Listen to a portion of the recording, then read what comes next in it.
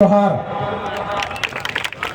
बहुत चंद शब्दों में मुझको बोलने के लिए कहा गया है। मैं सिर्फ बहुत ही चंद शब्दों में आप लोगों को मैं बताने जा रहा हूं। 20 साल तक मैंने कोल्हान में भाषा के लिए संघर्ष किया।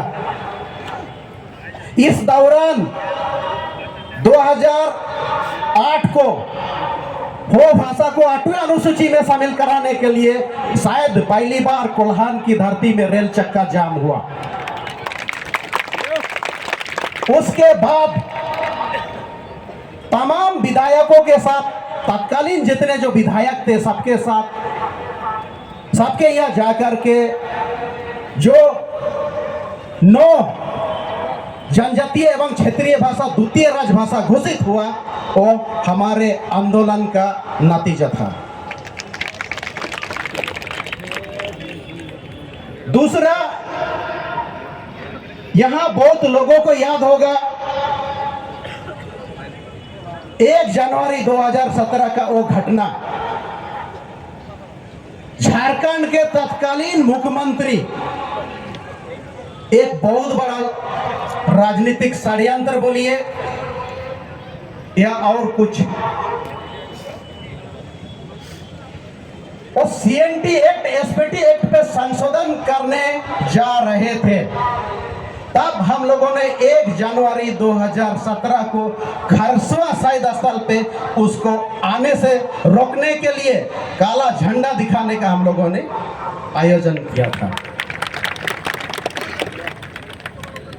क्योंकि खरसवा शहीद स्मारक समिति का अभी भी मैं अध्यक्ष हूं। उस खरसवा शहीद स्थल में जब सीएनटी एक्ट, एसपीटी एक्ट के संशोधन के विरोध में लोगों की भीड़, असंख्य भीड़ आई और मुख्यमंत्री जी को काला झंडा दिखाने लगे। मुख्यमंत्री जी नहीं माने, वो शायद वेदी तक आ गए और जबरन घुस गए। कुछ लोगों को साथ ये नागवार गुजरा होगा या राजनीतिक षड्यंत्र होगा। लोगों ने उसके ऊपर जूता बरसा दिए। क्यों बरसाए? सिर्फ सीएनटी एक्ट, एसपीटी एक्ट में संशोधन के गुस्सा एक मुख्यमंत्री के ऊपर जूता चप्पल के रूप में पड़ा, जो कि झारखंड के राजनीतिक इतिहास में यह सबसे शर्मनाक दिन है।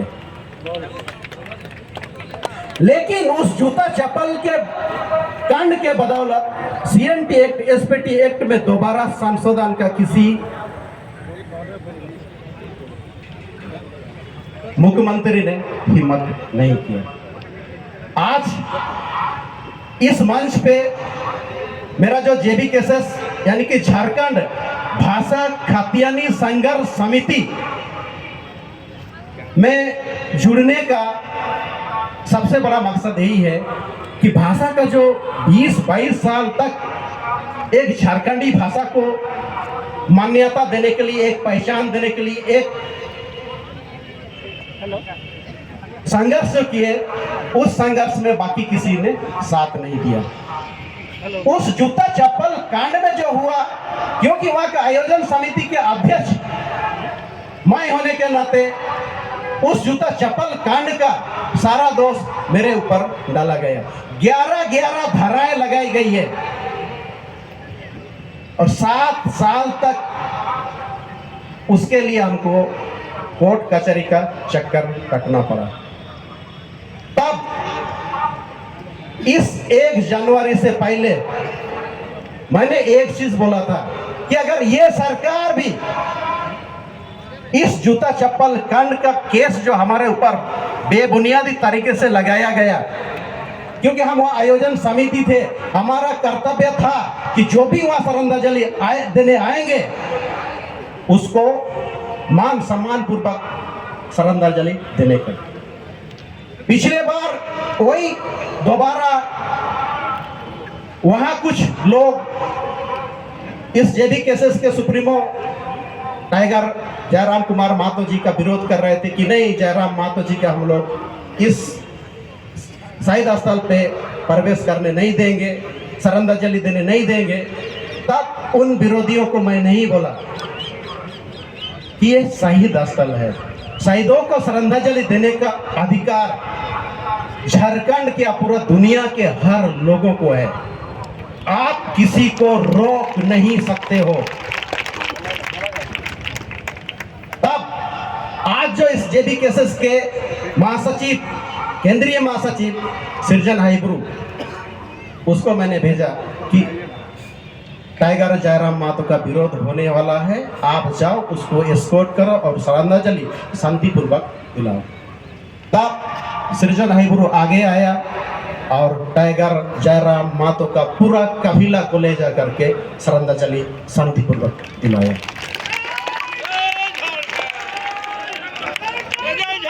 कहने का ये मतलब है कि हम इस जेबी केसेस झारखंड भाषा खतियानी संघर्ष समिति से बहुत पहले से, जब इसका शायद जन्म भी नहीं हुआ था, तब से वैचारिक रूप से हम इसका साथ है और आज विधिवत रूप से इस मंच पे टाइगर जयराम महतो के हाथ ये जो एक जिम्मेदारी का जंजीर गले पे जो डाले,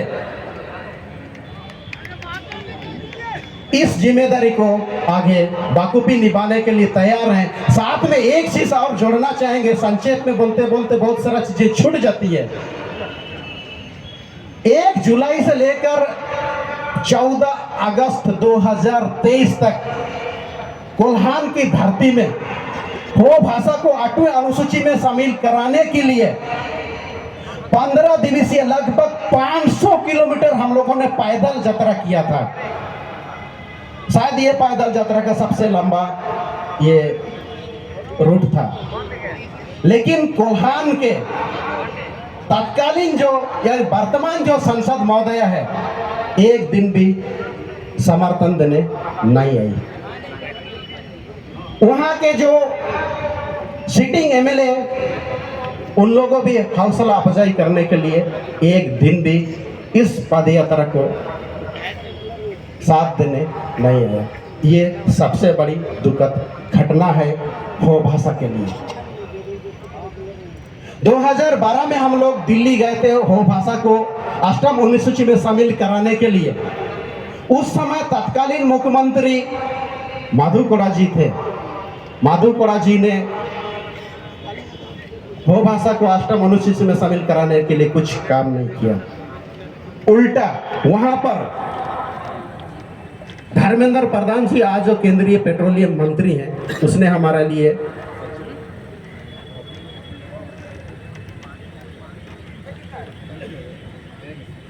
गिरिय राज्य मंत्री से भेंट कराए।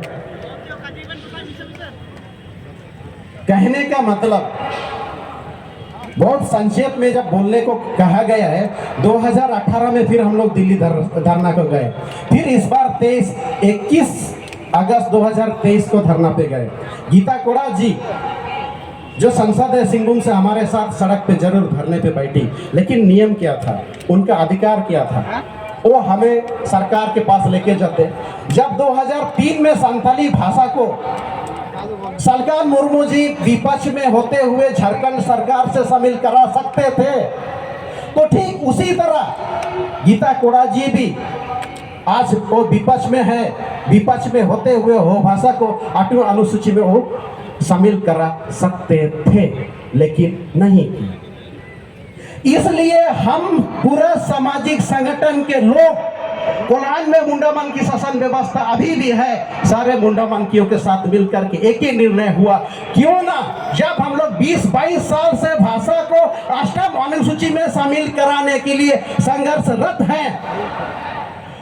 कोल्हान में जो कुजू डैम बन रहा है, कम से कम 200 गांव जो डूबने वाला है, इन सब चीजों को बचाने के लिए खुद क्यों नहीं हम लोग लोकसभा लड़ते हैं।